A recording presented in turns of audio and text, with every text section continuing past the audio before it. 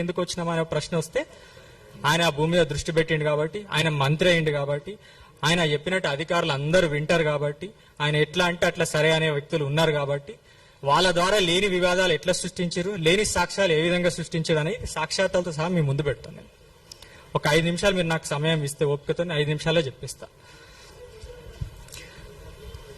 మా తాత ఈ ఆస్తికి మొత్తానికి కాదనేది ఏమీ లేదు. మా ముత్తాత గారు అంటే నా గ్రేట్ గ్రాండ్ ఫాదర్ రాగం మల్లయ్య గారు, ఆయన వరంగల్ వాస్తవ్యులు, ఇక్కడ కాదు.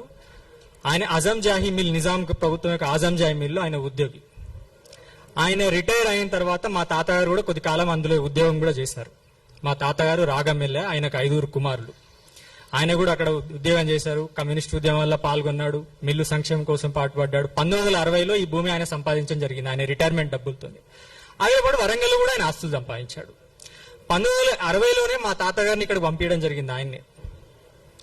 అప్పటి కట్టిన కరెంటు బిల్లులు, అప్పుడు కట్టిన భూమి శిస్తులు కూడా ఇప్పుడు ఎవరి దగ్గర ఉండవు.